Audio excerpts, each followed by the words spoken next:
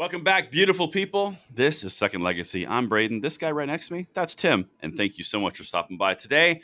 We are going to listen to one of the most base sheriffs. And Tim, what are the odds that these base sheriffs keep on coming out of Florida? Because I kind of represent Florida now, and I wanted to be honest, they just hit different down here. So that's what we're going to break down. You guys are going to love every second of this. And of course, make sure you hit that like button, subscribe to the channel, and turn that notification bell on. And this content is brought to you by a sponsor, Ammo Square. We're going to say a quick word, and then we're going to hit this. There's a new company that I've come across, and they want you to know about it. But I'll be honest with you, man, this intrigues me. All right. This is called Ammo Squared. Okay. So listen to the overall idea and just give me your initial gut on this. So, what they do is they've taken the elements of investing and of 401ks, and they've partnered with ammo storage, and they've made it into one individual solution. Now, does that intrigue you at a high level, or am I crazy? Well, no, actually, it seems really interesting to me. I've told people before to invest in ammunition because it seems like the cost of ammo is constantly going up, and people always need ammunition. It would be pretty neat to be able to tuck some away as an investment. So that's pretty cool. Exactly. That's exactly how they're doing it. So let me just walk you through how this works. So this company, Ammo Square, they're family owned and they're operated, and they've been in business for like 8 years. What effectively they do is you put your investment capital into an account, and whenever you want to cash it out, magic, everything that you've been storing up for X amount of time and whatever differentiation that you want shows up.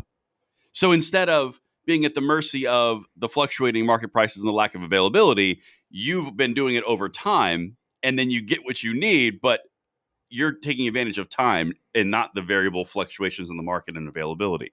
It's actually really clever. Yeah, that's a neat concept. I find that to be truly fascinating. I love talking about companies that intrigue me, but this one has no minimums to buy. They have no memberships needed, no extra fees, and they can literally do whatever they want on whatever budget they want. It is essentially, I mean, that's the best way to describe it, is it's actually an investment on your freedom seeds. I mean, like there's no better way to say it. Exactly. Right? That's how I would say it. It certainly seems like an interesting service. I would definitely encourage people to check that one out.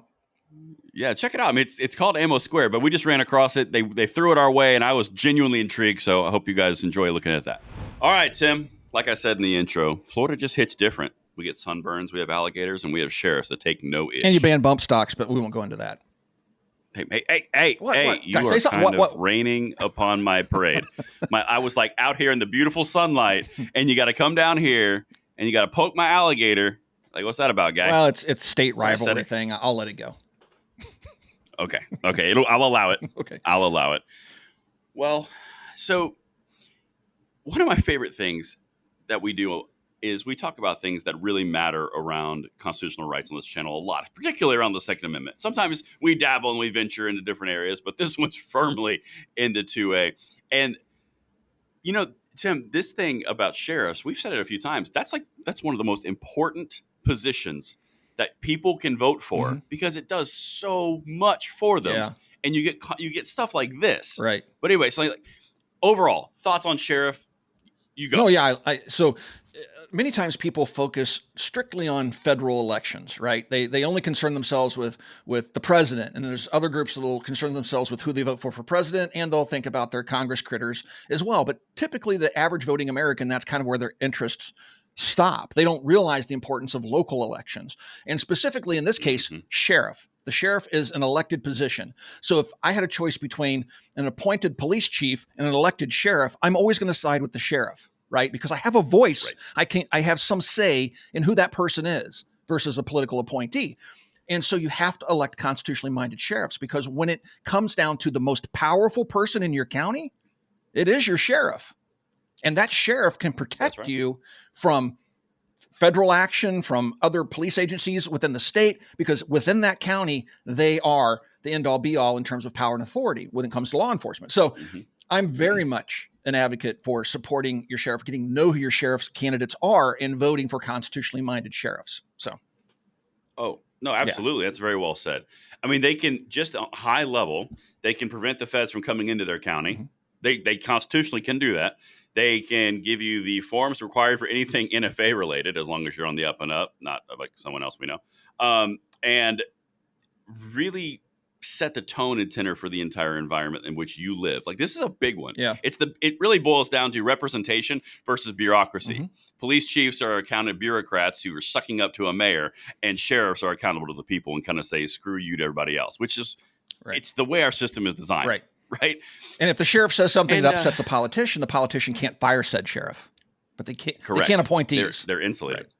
Right. Exactly right. So it's all about bureaucracy versus representation. Right. And then you get people who are just fed up, and there's something so beautiful about the way cops talk. Dr. Producer, let's go with number one and warm up this bad boy. You know, if you shoot accurately and you kill a guy, you save taxpayers money. And I also said that, if somebody gets killed during a home invasion, the odds of them reoffending are 0. And we like those odds, which we do.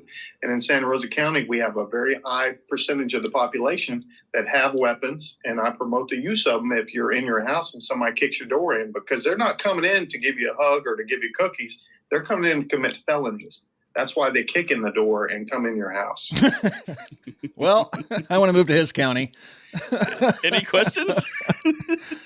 I mean, talk about just speaking plain truth. That is so refreshing in today's political climate. It's so nice. Right? Because everybody has to play politics, and like they have to make sure that whatever they're saying is weighed against political correctness. And so you never get a straight answer from a politician. And sheriffs are political figures. And here we have a political figure just laying it all out the way most constitutionally minded Americans would think.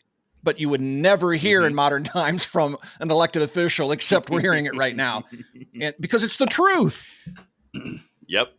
It's so simple. Yep. Well, be accurate, be efficient, saves us money, and we won't talk to them again. Right. They won't reoffend. Recidivism so easy. amongst dead criminals is 0, and we like those odds. It turns out the natural economic system here of mess around and find out, it does kind of work. Yeah, it absolutely does. Nature and stuff. Florida, along with states like my own, stuff like that, we have Castle Doctrine, stand your ground, and basically that gives rights and recognizes rights of property owners and homeowners, things that go against the tide. Where currently it seems, on the political left in America, they want to give rights and protections to criminals and then victimize their victims. And that's why we're seeing a rise in crime in all of our major cities. They refuse to punish the criminals, but if you do anything to stop a criminal from committing a criminal act in these cities, they're going to charge you with the crime. So, duty to retreat. Right. Yep. And so that's why these cities are falling to this, crime and decay, is because these far left policies. And here we have a sheriff. I'm going to go ahead and bet and make an assumption here. He's probably fairly conservative, saying, probably, hey, you have a constitutional right. And within the state, you have laws that protect you in defending yourself and your property. And like he said, if somebody's kicking your door in at 2 o'clock in the morning, in my mind, you forfeit your life when you do something like that, because the homeowner has to assume that their safety and the safety of their family and friends that are in that structure are now in jeopardy. So what he's saying is just common sense to any thinking person. It's very easy. Yeah. Yeah, it's very easy. You're rolling the dice, and I don't want that outcome. But if you decide to do something that aggressive, you're going to be met with similar aggression. I mean, it's very simple. And that's how you stop crime. That's how you reduce home invasions. Because what was the first thing that spiked? That is how you do it. Like over 100% in the UK when they banned firearms. Home invasions. It's still like the most popular pastime by criminals in the UK. Anyway. The UK. I heard they had zombie knives. They have zombie knives, which have given birth to zombie guns in the United States. But we have a whole episode on that. Yeah. Oh, yeah, we do. Couple. Isn't it weird how all these leftists all like think in the same hive mind direction? Dude, it's the same playbook. It's so ridiculous. It's so easy.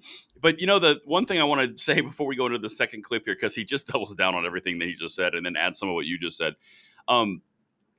If you look at the sheriffs across the nation, it's so funny how representative they are of their demographics and of their part of the country. Like this guy, yeah, don't do it. You're toast. Thanks for saving us money. Then we've done clips with sheriffs in California where they're like, well, this law, SB 2, is completely unconstitutional, but common sense gun laws do make sense. Right. And then in New Mexico, it's like, this is unconstitutional as the day is long. Have you seen my mustache? It's so funny. Yeah. I'm just like, what? This is so awesome. But let's hear more from the assumed conservative sheriff, who is very down with self-reliance. Number 2. You don't have a duty to retreat. if you're in your own home and there's somebody breaks in your home and is trying to commit a crime against you, you don't have to retreat. You don't have to give them warning. You don't have to go barricade yourself in a room.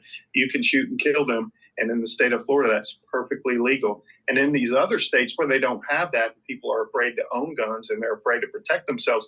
That's why you have the crime rate that you have in New York and California. And people think, well, if you pass a law and we take the guns away from, people who haven't broken a law, well, that's the one law that criminals will obey. They'll say, well, oh, I can't have a gun. Well, yeah, I'll obey that law, but none of the others. And it's ludicrous. Okay, he watches Second Legacy. clearly, it's obvious. He's clearly one of our viewers. We want him on the show. It's so clear. I love this guy. Yeah. I mean, he's absolutely right. And people on the internet just love attacking law enforcement as the enforcement arm of government agencies. And look, I understand that, but you can't paint people in groups with broad brushes. How many times have we seen sheriffs stand up to the state legislatures and in places like Colorado and elsewhere and in New Mexico where the politicians do something that's anti-2A and the sheriffs stand up in front of the cameras and say, hey, it happened in Illinois. Like the vast majority, 90% of the sheriffs came out and said, yeah, we're not enforcing this ban. We're just not doing it. It was 97 out of 99. 97 out of 99 said, we're not enforcing this ban. In Colorado, we had sheriffs come together saying, we're not enforcing this magazine ban. This has happened time and time again. And folks, this is why I say I'm a very strong proponent of sheriffs and electing constitutionally minded sheriffs. I have a great rapport with my sheriff's department. It's just, they will help protect your rights if you elect the right one. That onus is on you as the voter. So you get the representation you elect. Amazing. That's exactly right. But that's the power of our representative government. Right. The entire point was never to have the whole state and nation run by all of these bureaucrats who are not accountable to the voters because they start doing what they want and what the politicians want to further their own bureaucratic careers. They've attached their mouths to the teat of the state and they've become like, what are those little shark fish, the little fish under the lampreys? Is that what they're called? Lamperts, just suck on the bottom and eat. Limpet, yeah, something like that. I know what you're talking about. Limpet? No, I think Mr. Limpet was a fish, a cartoon fish. Well, they named anti-ship mines after that creature. But anyway. The limpet mine. Yeah. Right. No, 100%. But yeah, so they it's so crucial to understand where we originated from and where we've gone to this bureaucratic state. The bureaucratic state's the problem. That's why it's so key that we're looking at Chevron deference getting smoked. But that's a different thing for a different time. But if this guy didn't put enough fine of a point, he's got more. He's got I more. love this guy. I got a man crush. This guy's awesome. It happened. No, I get it. I do get it. Number 3, Doctor. When they say it's racially motivated, the person who said that must be racially motivated because they're assuming that only minorities break into homes, which is not the case. The individual I was speaking about was Caucasian. Race doesn't play into it. If you're a criminal in Santa Rosa County, you're getting treated the same if you're Black, Hispanic. It does not matter, white, Chinese. It makes no difference whatsoever. You get treated the same. So when you have people saying that it's racially motivated, it's just, I take it with a grain of salt. Okay, so we need 2 meters. We need one that says politically correct 0 to 100 and then politically accurate 0 to 100. So he's got a 0 in political correctness, but he's over on the 100% side of being right. He's on it. Oh my God, dude. I mean, the thing that I love about this guy is he says everything that the newer version of the rights advocates say. Right. So this is what I mean by that. Prior, we're talking early 2000s, 2010, basically pre-COVID, right? There was this propensity for the right or the conservative side of an argument to go, well, let's not get anyone's feathers all ruffled. We're not this, we're not that. We aren't an ist, we aren't a this, we aren't a phoba. And so we just want to say this is our idea, and they got pinned into a corner. Yeah. Well, now the next generation are coming out and go, yeah, you're an idiot. So what are you implying? Yeah. What do you mean? Why are you saying that's racially a problem for people who break in? Are you saying minorities are the only ones who break? Ooh, awkward. Some of our younger. I mean, look. Oh, go ahead. I'm sorry. Yeah, some of our younger. Let me. Oh, go ahead. Damn, dude. Sorry. So let me wrap this one thing from Colorado. Okay. I gave too much of a pause. That's my fault. That's okay. So in Colorado, this is the same ideas that we saw when the Democrats killed the bill that was going to basically impose felonies for stealing guns out of cars. And their reason for it was going to disproportionately affect minorities. And it's like, are you saying minorities are the only ones that steal guns out of cars? And that's your reason for killing the bill of which you support gun control the whole time? What? Yeah. It's just... It's so and to your point about political correctness and taking over politics, where nobody speaks plainly anymore, unlike this sheriff, right? And if you go back, and some of our younger viewers might not remember this because it's a little before their time, but when Clinton was president, one of the things that really sticks in my mind is something changed in the political landscape there, something that politicians had done since I was alive. They would, when they talk to somebody, they would point, they would say, and over here, we would see this problem. But then President Clinton brought in this. Because this is threatening or politically incorrect, but curling that finger in and pointing the thumb. Well, and you'll see politicians all do that now. So when we talk about this, and they're doing this little curled finger fist thing, and that's all political correctness that goes back to the 90s. And we've watched this just take over politics, where nobody speaks plainly. Nobody tells you what they actually think. They just give you platitudes and political correctness. And then at the end of the day, you don't find out what they really believe until they pass a law that tramples your rights. But then you get sheriffs like this one that just say, hey, this is what's on my mind. This is the law. This is how you're expected to behave. And we will not prosecute you if you do this. Maybe the pointing at a camera was a microaggression. Maybe they called it a microaggression or something. It's like, it was. And then so curling the finger in takes away that aggression, I guess. I feel good about it. Now look, I'm gonna convey my point, and I'm gonna do it nicely. You can still knife hand though. I'm being nice. Knife handing is still okay. Now this one, oh man, like, I knife hand a lot. Honest. I try. I would rather get a point like this than the knife hand. The knife hand is like a man. I know. I'm gonna need gun control. I try not to do it because I used to get made fun of for the knife hand. You'll see me do it occasionally, but anyway. The knife hand.